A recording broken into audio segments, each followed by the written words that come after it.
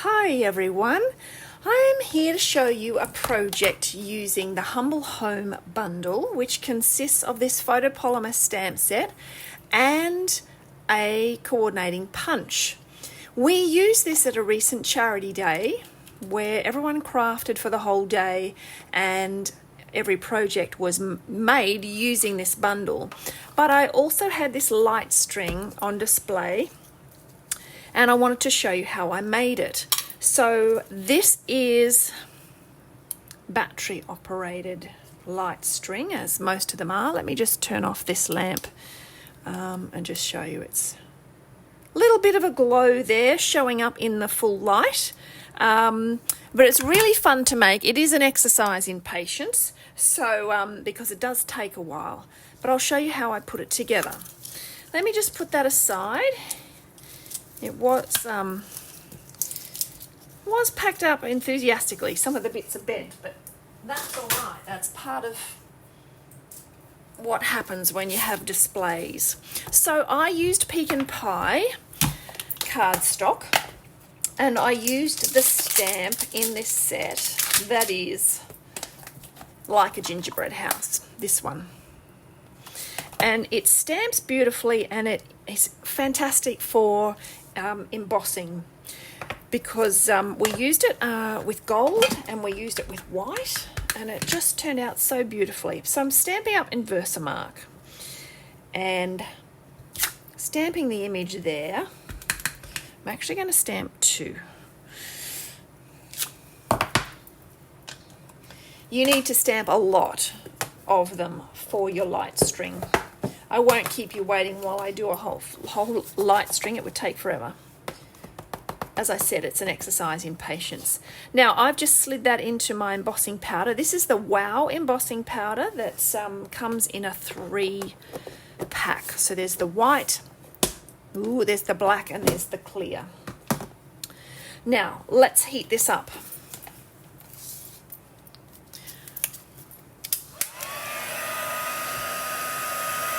So the heat gun takes a little while to warm up when you first use it.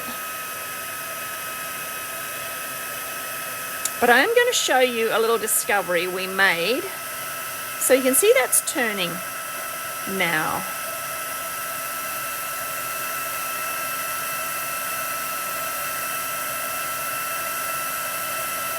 Should be nice and white. Now, I'll set the other one.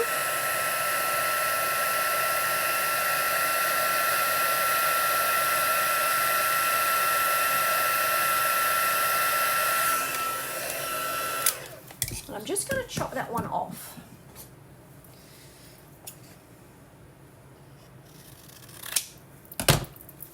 Now I'll just show you, this is the first one I set. This is a problem that we ran into on the day, and I think I know the reason why. Yes. So what happened was people were heating it and it would turn nice and white, but then they kept going. So they overheated it, and it actually overheated, overset it, overexposed it, and you start to get that going clear. All right, so that's what you've got to keep in mind. So this one, we just heated it, and as soon as I'd seen that it turned, I've stopped the heating. Okay, so then I can now cut this out, having not overheated it. You may also find when you do embossing, it does, see how the paper's curled a little bit, so it does curl it a little bit. Sometimes it's a bit hard to get into your punch, it starts catching. Oh, and this is actually a good teaching moment too. This won't go into the punch far enough because the image is too far up this way and the punch can't get far enough in. So I just need to cut a little bit of that away. And then I punch.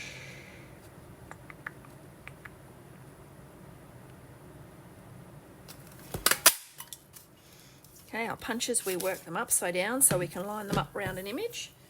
There we go. And then I want another one that is just plain. And then the other thing I want is a vellum one. Now, we don't sell vellum anymore unless it's a pattern vellum. So we don't have plain vellum. But it's one of those things that many of us have a lot of in our stash anyway. Or you could still use this idea with acetate, for example. Okay, now I'm going to bring in a little craft mat. We don't sell these, but if you don't have one, you could just use, put this down on an old magazine or something like that. Just some layers so that you're not cutting your surface. And I have this cutter because I do paper towel. Stampin' Up! Does have an attachment for you take your pick tool that is a blade like this. So it's a set of 3 items. I'm going to cut this door out because I want a space for my light to shine through. So we're actually getting rid of this. This is why I say it's an exercise in patience, because my light string has 20 bulbs, 20 little seed lights. So you can imagine it would take a fair while to do these. I've done 2 light strings already, and I just found I would do a few at a time and then come back to it and do a few at a time the next day. Okay, not doing a very good job demonstrating that. So I've cut my little door out. Okay, then I'm going to flip that over and grab my seal.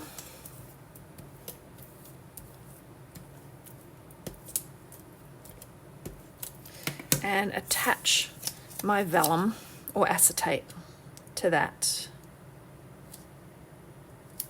like so. So I've got my front with the vellum doorway, and I've got my back, which I'm going to flip over, okay, so that the chimneys match. Then I get my light string. I bought my light string from Amazon. It was a whole bunch of them. I think there were 10 of them perhaps. The other thing I do is I often do a light string for Christmas, and I'm not adverse to just pulling off last year's in order to create a new one. Otherwise, you end up with light strings all over your house. I probably should have done this a little earlier. Let's see. Oh gosh. Okay. I should have planned ahead with this. So I'm just going to get the first seed light here. Oh, the first one's here, but I'll use this one. I'll sort out the tangle later. Now, what I learned from making my first one is if I put that light so that it is directly behind the doorway, it's too bright. It is very glary, all right? And it cancels out the little peppermint swirl that's in the doorway. It's so bright that you don't even see that, okay? So my suggestion is you put it up here, above the doorway, and you just grab some tape, which I think I cut in half, and you tape it down, like so.